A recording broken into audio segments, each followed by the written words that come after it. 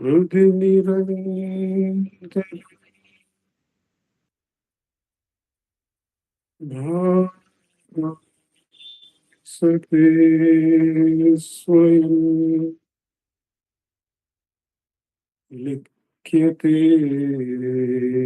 कथम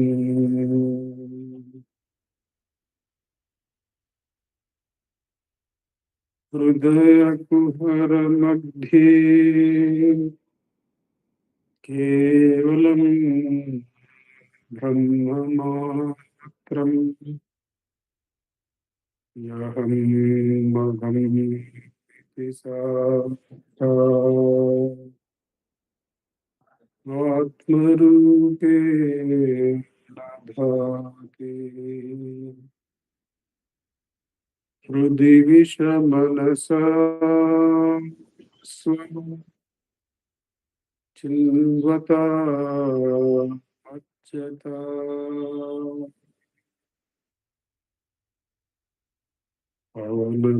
पवनचलनरोधा आत्मनिष्ठो भवत्वम्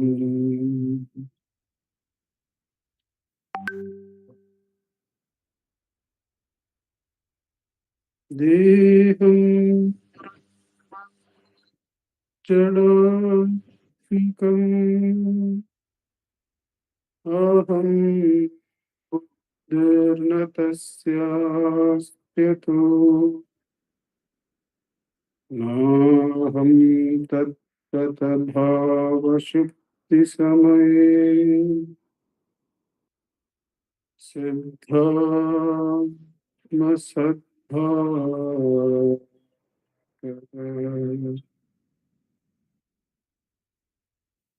को हाय तत्त्वतो हि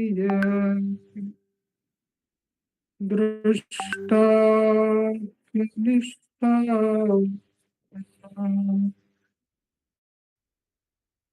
सोपं स्फूर्तितया अरुणाचल शिवः पूर्णं विभाति स्वयं सोपं स्फूर्तितया अरुणाचल शिवः पूर्णं विभाति स्वयं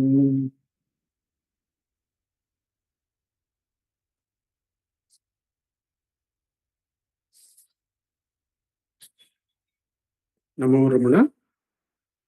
From the last satsang, we have commenced the meditation on Vivekachoodamani, the crest jewel of discrimination,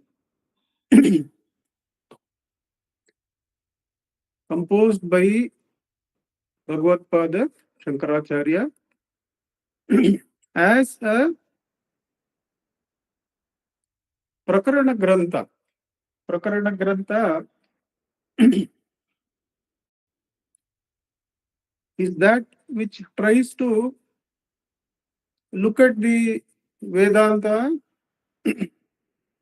either from one topic of Vedanta or from the whole of Vedanta being covered by the Prakarana Grantha.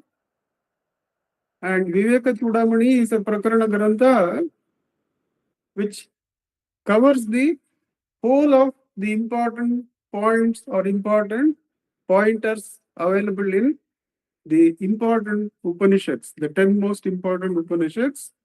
The Acharya is trying to bring from the forest of Upanishads, where the flowers lay hither and thither, to a house garden like situation where the flowers are easily and organizedly available. And that is how we saw that the Upanishads themselves are the second part of the Vedas, the first part being Karmakanda, and that the Karmakanda gives, when the rules of the karma are observed, that becomes dharma, that results in two kinds of phalas. One is to be experienced in this life itself, iha, and one is to be experienced after the end of this life, para. But then a third type of phala is given when we adopt dharma, that we get viveka. We start with the glimpses of viveka, that what is this? Tons and tons of karmas, still only leading to more karmas. So therefore, the phalam that I have got is not permanent, is asashvatam, is having some default or defects. That kind of discrimination is the third phala, when one sensitively follows the rules of the dharma. And from there starts the jnana kanda or the viveka, which we saw the viveka itself can be vivechana, the ability to discriminate between truth and non-truth, self and non-self, the shakti to actually carry out that discrimination in practice, as well as the end result, which is the ever-present jnana. All the three are indicated by the word viveka. And the crest jewel that the Acharya is giving us is all the three types of the meanings of viveka are to be blessed on the one who is taking up this work for study, for deep contemplation, and for abiding equipoisedly in the self. We now come to Bhagavan's look at we have been discussing all this as Bhagavan's introduction to the work, how he says every living being tries to be happy without a trace of sorrow, and it is looking in the wrong area of iha para phala, and then it gets vivechana, and till then we have come. What is this vivechana, viveka, and the jnana? Now Bhagavan's look at the whole work. He looks at the flow of the whole work in about 2-3 pages of writing as an overview. And it seems to be a good idea to look at this overview. Before we go into the overview of Bhagavan, there is this book published by the ashram, Vivekachoodamani. I hope you are able to see that. Sometime in the year 2007, the ashram has published this. This contains Bhagavan's whole commentary or the condensation or the free-flowing translation of the Sanskrit work. This contains two parts. One is Bhagavan's free-flowing translation. He has not shrunk the verses. He has, in a free-flowing way, translated all the Sanskrit verses. But this Tamil work itself, done in the 19th century or so by Ulaganatha, Sri Ulaganatha Swamigal, it is in a slightly expanded form. The Vivekachoodamani work by Acharya is said to have 582, 581, or 580 verses. If you include the Mangala Shloka, that, this, and all. So we need not worry about what exactly it is, somewhere around the 580 verses number.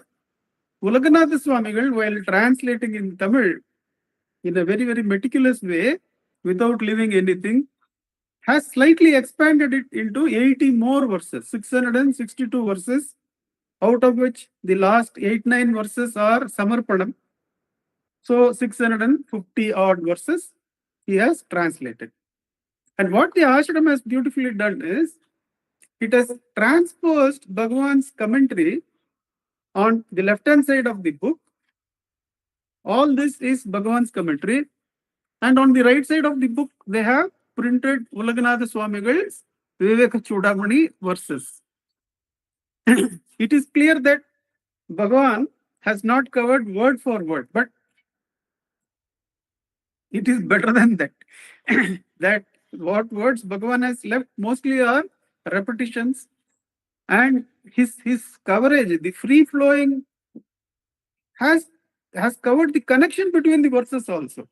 The connection between the verses is not present in the verses, but while Bhagavan writes the commentary, he connects the verses also in a very meaningful manner, which helps us. So what I am going to do is that I am going to follow the Bhagavan's commentary, keep track of the Sanskrit verses, the 580 verses, and keep track of the Ulaganatha Swamigal's 650, 667 verses, and go through the whole work. The work is about 60 pages of commentary by Bhagavan, and it's all very powerful. So even if we take one page at a time for discussion, what we are looking at is about 60 weeks at least of looking at the work. That is the kind of time or the satsangs required to cover this work. But for our sake, Bhagavan covers the whole work in 2-3 pages of summary, which we are going to see. Before that, I would like some of you to keep track of Bhagavan's commentary and the Sanskrit work. Forget about the Tamil work. I'll do that for the group. With the 580 verses in Sanskrit, one of you or 2-3 of you take that. Now, if I say that, then all of you will wash your hands. So I expect that at least 1 or 2 of you start looking at Bhagavan's, the comments of Bhagavan and the relevant verses in Sanskrit, and post in our group whether any particular topic in the Sanskrit verse you feel left out in Bhagavan's commentary and you want me to talk on that. You should tell me on the week. Well, before Wednesday, say at least by Tuesday evening, you should get back to me. Whoever takes that up, 2 or 3 of you, I think, can simultaneously take up, so that at least one will get something. I strongly feel Bhagavan has covered the Sanskrit to Tamil translation in more than adequate manner. But then, to cover the possibility that it is, the ashram itself mentions that it is a free-flowing translation by Bhagavan. So I would like at least 1 or 2 or 3 or all of you to have the Sanskrit version downloaded. It's all available. It's all very much available in script and other. The net can download it and verify Bhagavan's commentary. The collected works is also available as a download. So you can cross-check and tell me if you need any particular points to be covered. I will be also keeping track, but I would like the group to do that particular work for our sake. That is, keep the 580 verses of Sanskrit. You have commentary by Chinmayananji. You have commentary by various Swamijis from Ramakrishna Mission. You have commentary by the Acharya of Sringeri Mutt, Narasimha Bharati Swamigal. It seems he has stopped his commentary somewhere around 500 verses, because his Nirvikalpa Samadhi state had gone to such an extent that he could not deign to do the act of translation or the act of commentary. He has done a Sanskrit commentary. So those who are interested can take up that part of the work. So, and bring up points which you feel will add to the discussion and put it in the Vivekachoodamani group.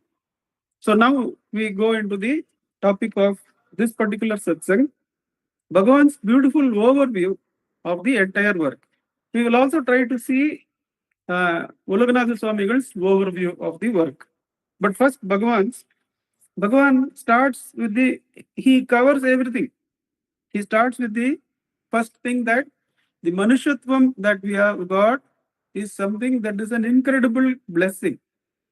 That first have the gratitude for God giving us the Ishvara's Kripa that we have got Manushatvam. There are various ways in which this particular point is analyzed that we can go in detail when we are looking at the verse. But basically, when we have the Manushatvam, and suppose we don't make effort to come to the self, he says that is equivalent to committing suicide. Now, that is a negative way of saying make effort. Just the emphasis is not on the suicide or running away and all that. It is only a cautious way of negatively putting, please do take the sadhana and the opportunity seriously, because Manushyatvam is something rarest of rare gifts. He is going to add two more qualities, Mumukshutvam and the association with the great ones, Mahapurusha Samshrayam. All those things, the three qualities, if you have somehow been given by God, then if you don't put the effort, he condemns that greatly. Let us put it lightly like that. Then Bhagavan says that what is the way? The way that is suggested by the work is, of course, the Vedantic way of the Jiva, Brahma, Aikyatvam, or the Jnana Marga. The Jnana Marga is the way that is to be adopted by the seeker who wants to liberate himself. And for Jnana Marga, what he has to do as sadhana, the vicharana, the self-enquiry, steady enquiry is going to be the root. So be grateful that we have got this great opportunity as a human being. What is the responsibility? The responsibility is that we should take up the sadhana in the Jnana Marga of self-enquiry and pursue our goal of self-realization. Now, in order to pursue this enquiry, what is first required? First is required is that we have to seek the grace of the Guru. That grace of the Guru is a necessity. Bhagavan would of course say that for him Arunachala himself is the Guru. Many times the self itself acts as the Guru and may come in the form of a book in the outside world, and you will have the trust and faith in the contents of the book to such an extent that itself will be the Guru's appearance, and your Shraddha will be the manifestation of Guru's grace. But the Guru is absolutely necessary, because the Jiva itself, by its limited sense, it has limited knowledge, and to be awakened to the bondage, to the fact of bondage itself, requires Guru's grace. And the work goes on to delineate the qualities of the Guru and the qualities of the Sishya. And once we have started self-inquiry, the Atmavachara and Bhagavan's path, the qualities that the traditional path, the Vivekachoodamani asks of us, becomes clear. Why one should turn the attention inward from the senses becomes very clear when you have the advantage of having gone through Bhagavan's teachings. So we will not be making hard work of the qualities of the Sishya required. You need not worry about it too much. We'll be able to see the necessity for those things, having gone through Upadeshasaram and Ulladanarpada. Now, having caught the Guru and having ensured that you are measuring up to it, what is the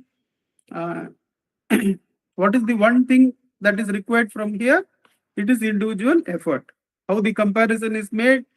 Your external load can be, you can put to some porter. But if you are hungry, can somebody eat for you? If you are ill, can somebody else take medicine for you? No, it is that relation that makes for the individual effort required. Because even while doing self-inquiry, we may be expecting that somebody will come and save us, and that somebody is already present in us as the self of all. Therefore, the individual effort is, now that the Guru Kripa is also there, the work from the outside is complete. The Ishvara's blessings are there, the Guru's Kripa are there, is there. Now the individual effort is required. What kind of effort is required here? Is it like the previous karmas that we have done? No, it is the Shravana, Manana, and Nididhyasana is what is going to be delineated as the path here. What is the Vicharana path we are going to take up? The Sishya, having got the Guru's grace, now has to embark on the path of Shravana, Manana, Nididhyasana. What is the Shravana? Shravana is the sincere attention to the precepts described or prescribed by the Guru. What are the precepts? What are the rules of sadhana prescribed by the Guru? Serious, sincere listening. What is manana? Manana is deep contemplation of whatever is involved in that, whatever is suggested as to be left, whatever is suggested as to be held, the starting of that, the letting go of what is to be let go, the holding of what is to be held, that is the manana part. The nididhyasana part is gaining an equipoise in being in the self. An equipoise in being in the self, abiding in the self, is what is called as equipoise. Let's take a little break and see if this is something airy-fairy, that it is something removed from day-to-day living. Not so at all. The self has not gone anywhere when you are talking to the husband, or you are talking to the wife, or you are talking to your child, or you are talking to your office colleague, or you are talking to your boss or to your subordinate. Has the self gone anywhere? The self has not gone anywhere. The self of all is very much in us. When you are listening to the satsang, when I am speaking in the satsang, has the self gone anywhere? Therefore, the attention to the self or self-inquiry should not be impossible even in our day-to-day situations. And that is part of our journey that we are going to make along the work. That what does it mean?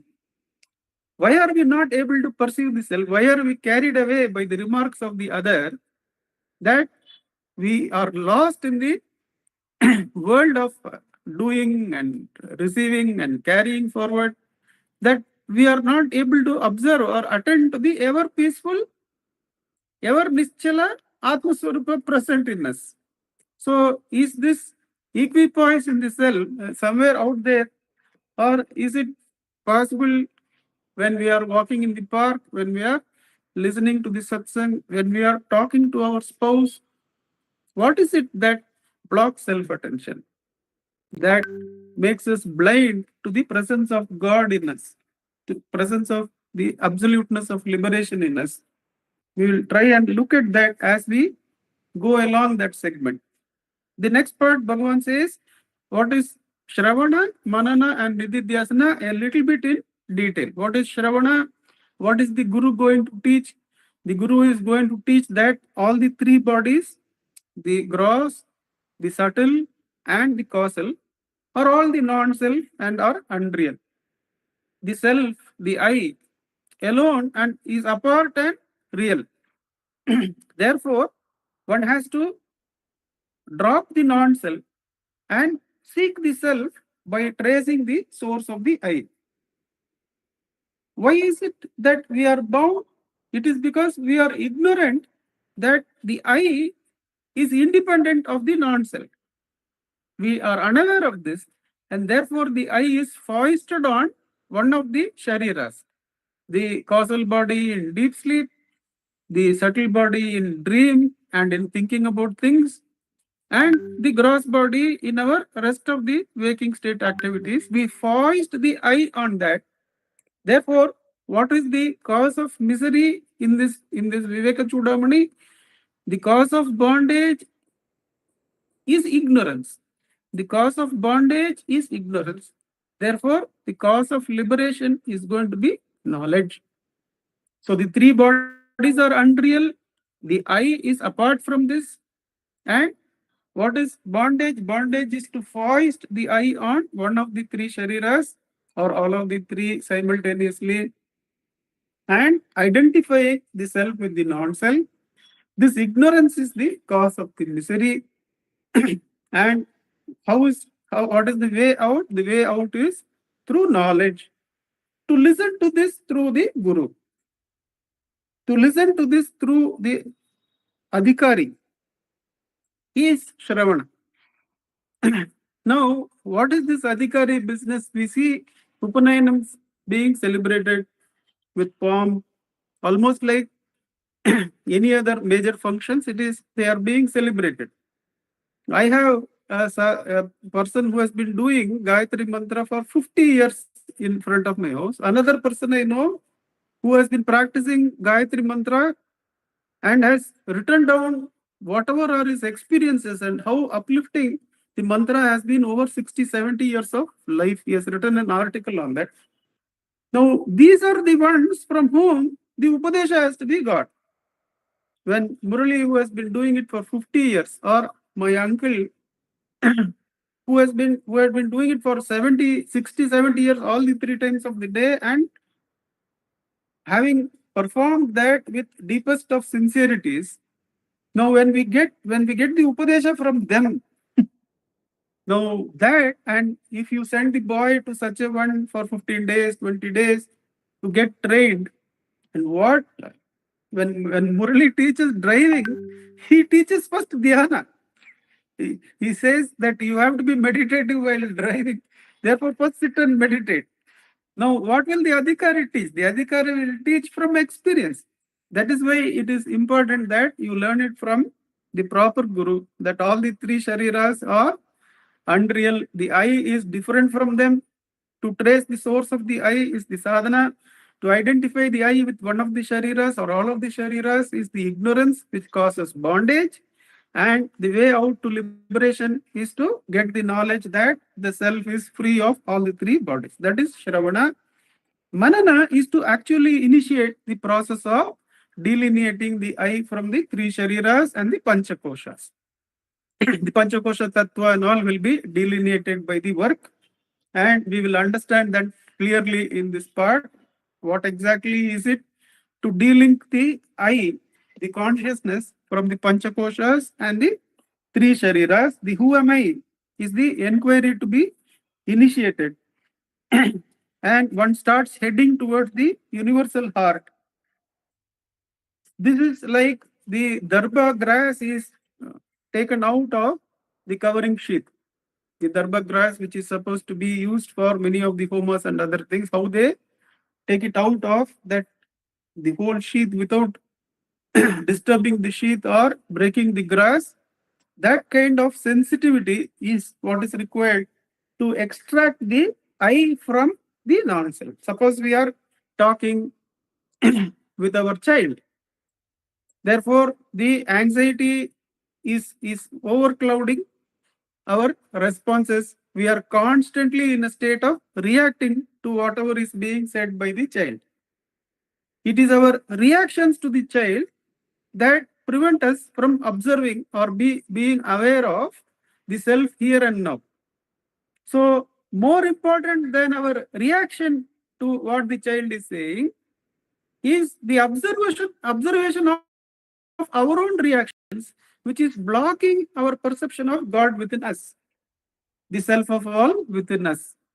So, self-observation or this extracting of this I from the non-self, that is why it is said to be sensitive, because it is encrusted in our vasanas, which come out as the moment the child says 35 marks, 70 marks, 80 marks. I met this man, I went there, hereafter I have decided to do this. Immediately there is a churning of reaction from vasanas, which prevents us from seeing the God present in us and the child simultaneously. We are going to see what is it to extract the kusa grass, the darba grass from the covering sheath in dynamic, in day-to-day living. Why is it that we are not able to see the God who is ever present, the self that is ever present. And what is it that we have to do by ourselves when we are not engaged in any kind of action? What is it that we have to do to extract the I from the Panchakoshas and the three Shariras? That is Manana. Now, as we do this, as we free ourselves from Upadhi, we are going to slowly move to Nididhyasana. And the Acharya reveals some secrets to us here through the Vivekachoodamani, and Bhagavan delineates us to that as you do Manana, what will happen is that our inquiry will start widening. When you are perceiving the self, even in your day-to-day living, our expansion of the inquiry takes us to what is the common thing binding me and my son. We are not interested in the individual progress of the son or the individual betterment of ourselves. But as our koshas recede, as our individual kosha inquiry recedes in Manana, the common things binding both the sun and us, both every living being and us, which is the world of things, the time and space, these inquiries come up as the non-self, and that is the Upadhi of Brahman. So, what is the next topic that will be taken up after Manana? How Nididhyasana is possible? Only if you go out of your individual inquiries and understand we are all traveling in the same boat. We are tied by the same things of time and space. Therefore, the inquiry will shift to the Upadhis of Brahman itself. That is the world. We will understand that world by itself is unreal, just like our Upadhis are the non-self. The world is the non-self covering up the Brahman.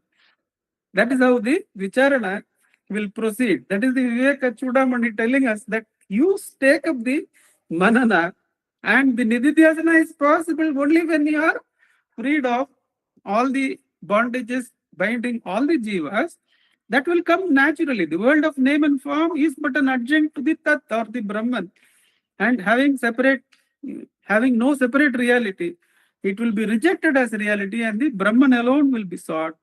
The truth of the Mahavakya will start dawning on us, that Tattvamasi, that I free of my koshas, the Panchakoshas, and the Brahman freed of the world of names and forms, are one and the same as the Satswarupa.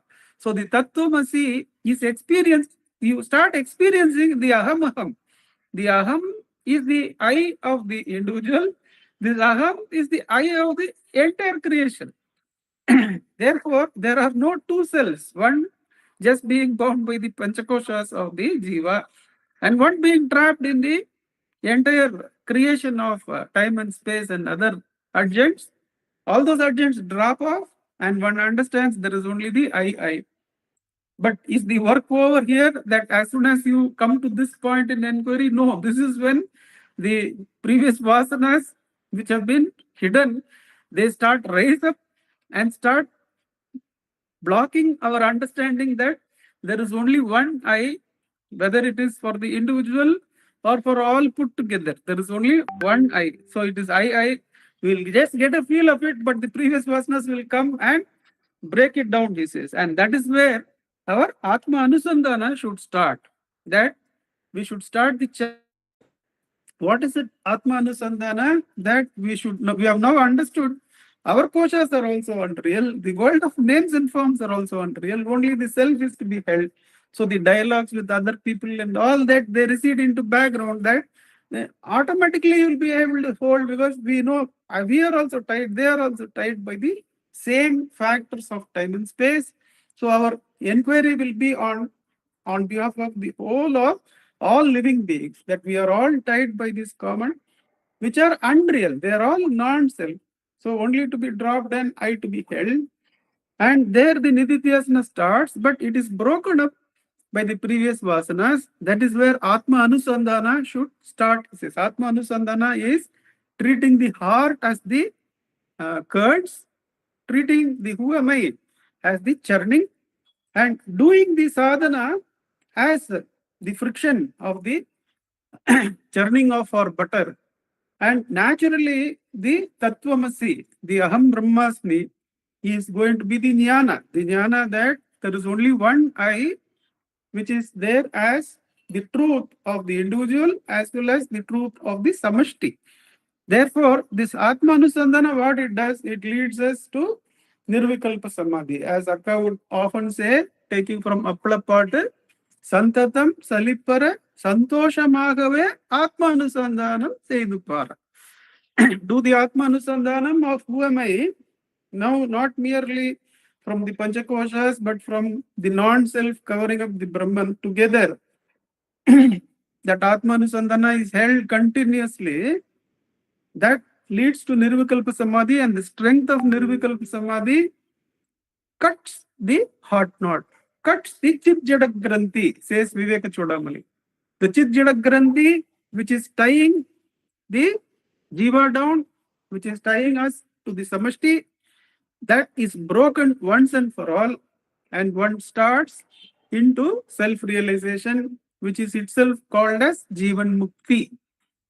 So, from seeking the Guru's grace, hearing the truth from him as an adhikari, when he tells, something happens. From Anubhava, he tells, something happens in us. We already, the inquiry is deepened. And one should pursue, free oneself of the koshas, do inquiry even while engaged in the relationships with other koshas. Then we come to the samashti, the world of names and forms, binding all these bodies together. When that inquiry comes, we start finding that there is only one I permeating this body as well as the samashti.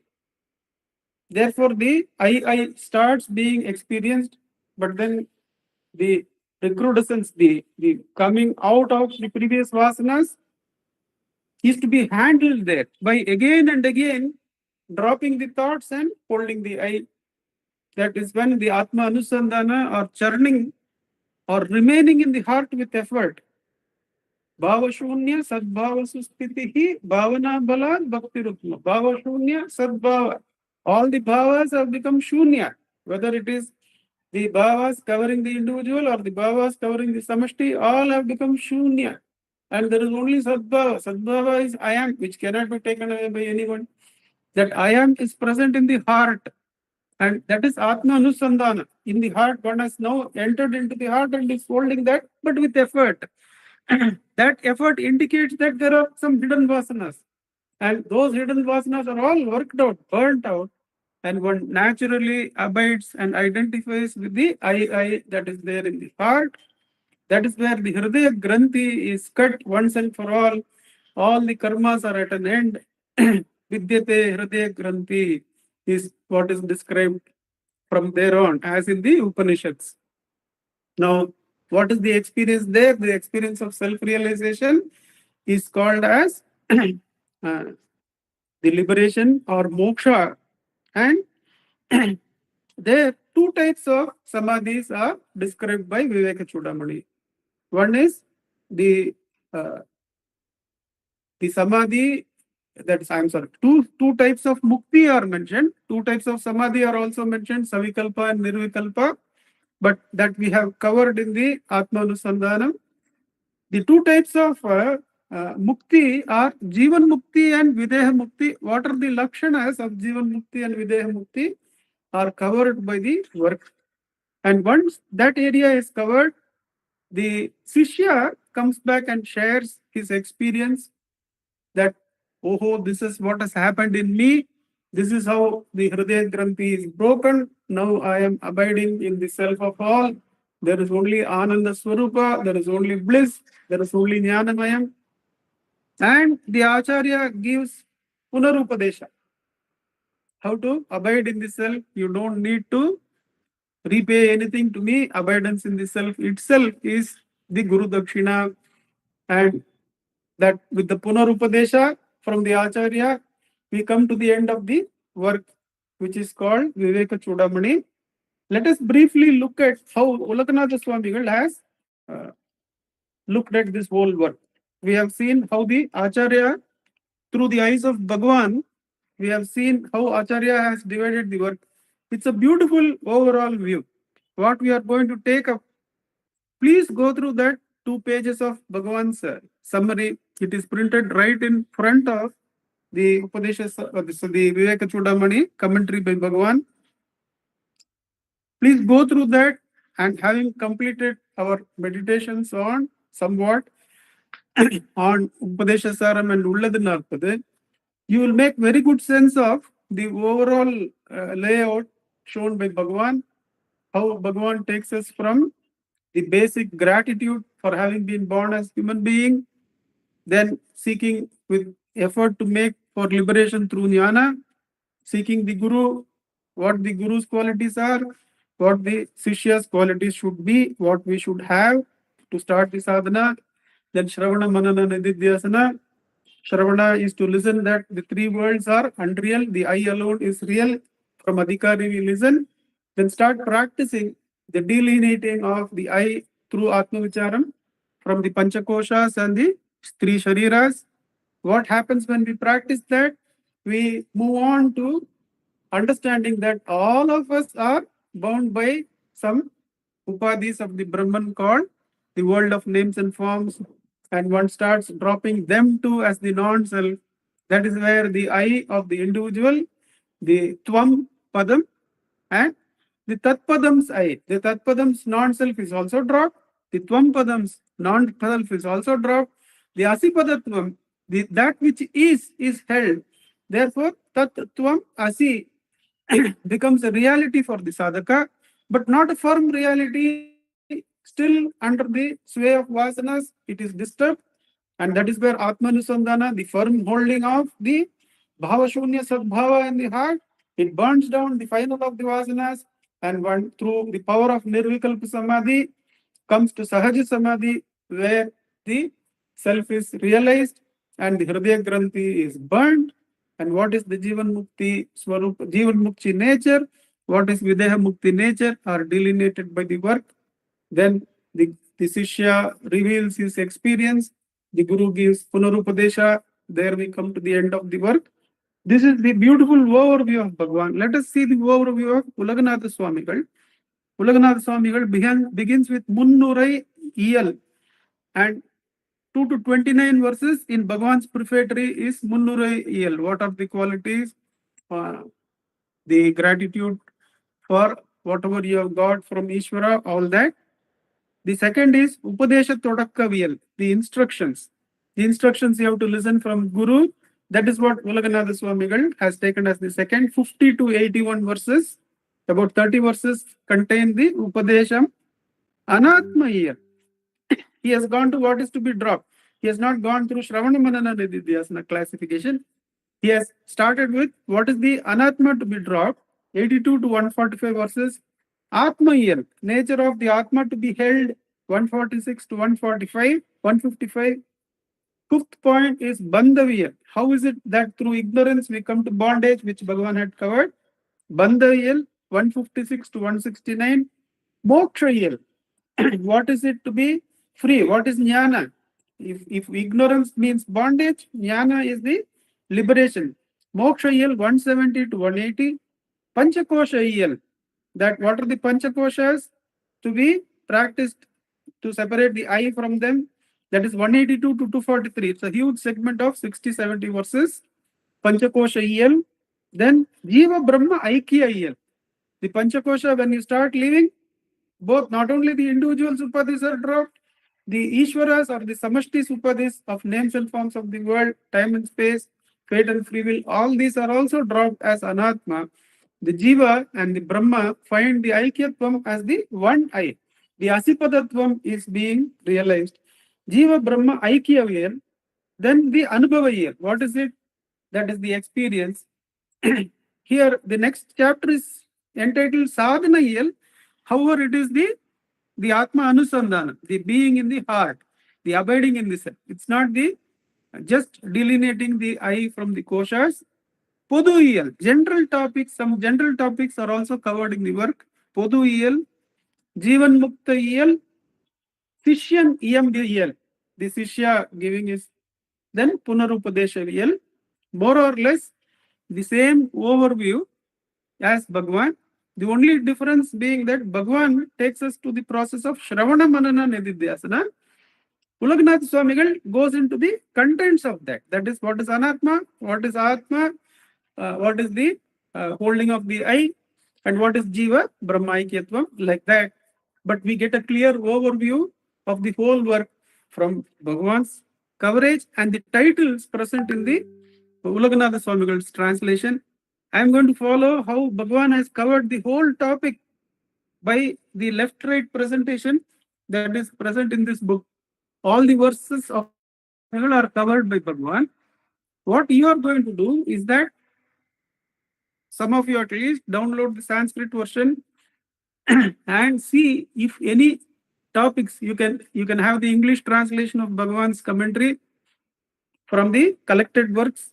See if any verse for any topic from the verses have require any kind of more elucidation. Put it in the group and we'll take it from there. But then don't miss reading, don't miss meditating on Bhagwan's overview. Having gone through whatever we have gone through, the overview will give a clarity beyond the complexity of the 580 number.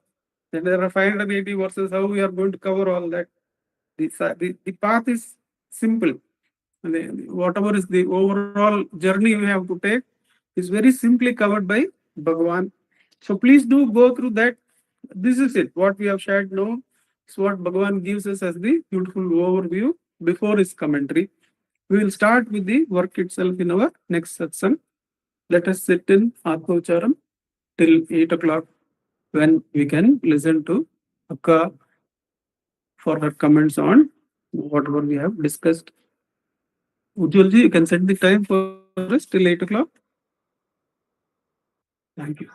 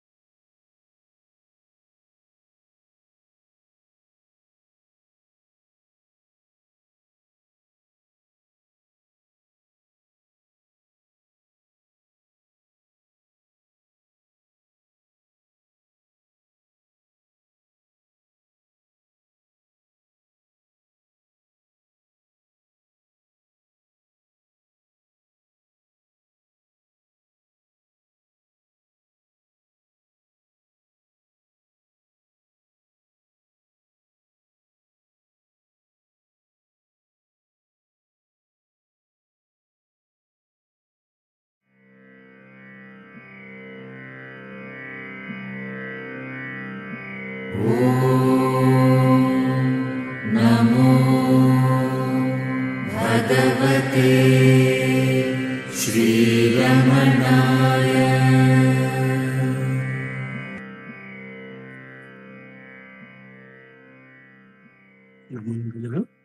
NaMo Ramana. Namo Ramana. Prostrations to Ramana, shining as a self in all beings. With the immense grace of the self manifest as Ramana, we are now into the second session of meditations on Adi Shankara Bhagavad-pada's Vivekachoodamani that has been translated in an essential manner, taking the essence into account by Bhagavan. And he has translated it and made a concise version of Vivekachoodamani in Tamil. And Nandakumar ji is taking us on a journey primarily through Bhagavan's presentation or Bhagavan's exposition of Vivekachoodamani, and also keeping in mind the original and the other earlier verse translation by other translation, which he... Ulaganatha Swamigal. Huh? Ulaganatha Swamigal. Ulaganatha Swami. That's a verse translation, sir? Total verse translation. Verse translation. So the verse translation of Ulaganatha Swami is another journey which we are also able to undertake along with Nandakumar ji to see how the great ones are experiencing the same truth only. That's why Bhagavan, even in his translation of Atmabodham, says the same Shankara is giving it to us. And today we have been given insight into the summary which Bhagavan has made of the Vivekachoodamani. And the essence of the summary is that what is the practice that we have to undergo? And finally, having gone through the practice, the affirmation that the Shishya gets the same experience. So why are the verses of the Shishya's experience put over here? It could have ended with the teaching, but it shows the verses of the Shishya's Anubhava are also included in Bhagavad-pada's original, and then again the Guru's Upadesha. Because one has to remain steadily in that state. So to get back, the first is the Shravana, which we are able to do, and the satsang, this satsang itself helps us to do the Shravana. And Nandakumar ji has said some more degree of manana has to be done. So the exercise he has given of comparing the verses, comparing Bhagavan's translation with Adi Shankara's verses. This, I believe, he has given as a tool to help us to do the manana. Because we are oriented towards activity, and when there is any activity which directly involves meditating on the words, that will be helpful to us. It will help us to actually do the manana. Otherwise, the Shravana is there, but we may not be able to do the manana. However, we can do the manana in our own way if we are not able to take the time to look at the text. Nandakumar ji also gave us the clue that we can do the manana throughout the day in all our activities as to how the self is available to us. The manana is what comes to us as personal experience. Oh, why am I not paying attention to the self right now when it is always available? The self is always available is a statement which is made, which we have heard. But what is the manana on it? The manana is to be alert to what we have heard, to meditate on what we have heard and to make what we have heard true to ourselves, true for ourselves. Then the practice becomes alive. The nidhyasana will come alive. Because until the point when one has done manana, a lot of shravana can happen. But if one has not done the manana, the shravana will remain nascent or it can be forgotten also. There are many things which we have heard. Even in a simple instance, like for instance, if I hear some story or anecdote, which I find is very appealing to me with reference to the Atma Sadhana, or it throws some light on Bhagavan's teachings, or it may be Bhagavan's own life anecdote, which I feel is throwing light on Bhagavan's teachings.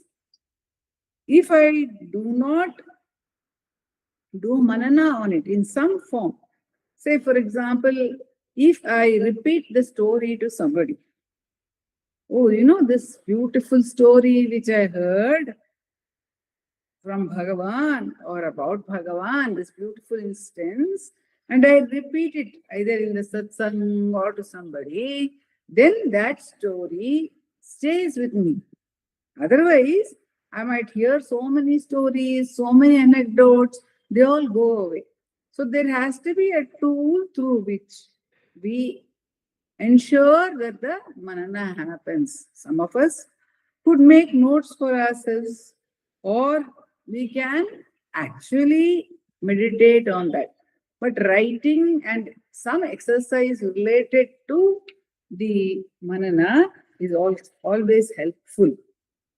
It could be, as I said, even writing for ourselves. It need not be the exercise which is suggested by Nandakumarji. That is also suggested as an aid. So it is important to do manana on whatever we have heard.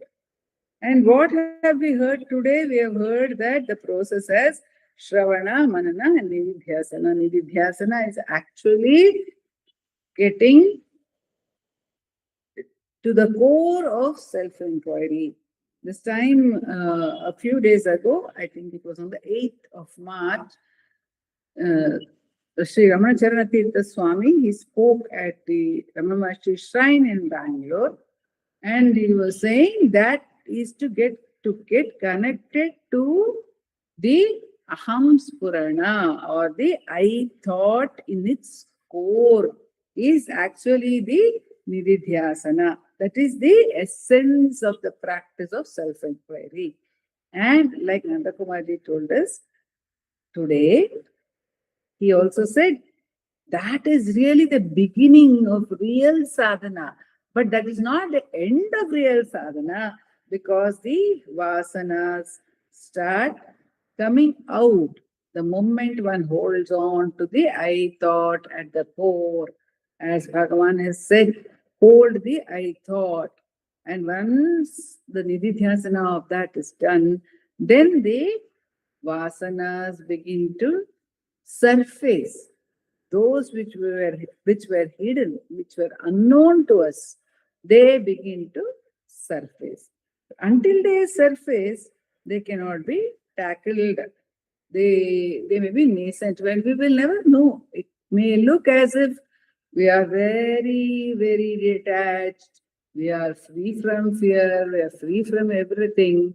But actually, when the sadhana happens, then our tendencies come back. Each one of us will be able to see that we have some specific vasanas that threaten us more. Those particular vasanas may not threaten others. So that vasana will keep coming back to us. We can see in life, in the life of our spiritual practice, that there is certain weakness that each one of us has. And that gets revealed from time to time, or that shows its head from time to time. There will be also some strengths. Those areas are unimportant or insignificant in our particular sadhana. So if we are alert to that, Then if we continue to hold the self-inquiry, then steady abidance in the self happens, or the vasanas are erased. In Ramana Gita, Bhagavan says, Nirvasanena Maunena. How does a jnani know that he has attained that state? When the Muni asks that question, Bhagavan says, he knows by that silence, the experience of that silence in which there is no vasana whatsoever. That means to say, there is no need for anything. There is no desire arising. There is no movement towards anything. There may be movement, there may be the rise and fall of thoughts. This is described by Jagadishwara Shastri in Ramana Sahasranama as Sarvarambha Parityagi. He says Bhagavan does not start anything. He does not begin anything of his own accord. There is no need to begin anything, start any endeavor, do something. So he is Sarvarambha Parityagi. So one reaches that state of waveless ocean of silence, is what Nandakumar-ji has told us today.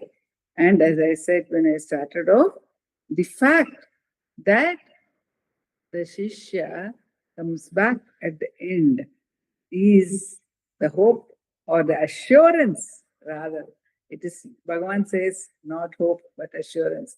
Because when Sundaresh Iyer wrote the preface to the collected works of Bhagavan, the Ramananjali Rete, at Bhagavan's behest, he had written, it is to be hoped that doing manana on this work will bestow liberation. Bhagavan did not change anything in the preface, nor except that word. It is to be hoped. He changed right to, it is assured that manana on this work will bestow liberation. Such is the great grace of Bhagavan. Om Namo Bhagavate Namaram Nakar. What a powerful closing. Namaram. Thank you so much. Namaram to all. Namo Ramana. Thank you, Nandakumar-ji. Thank you, Shraddha ma'am. Thank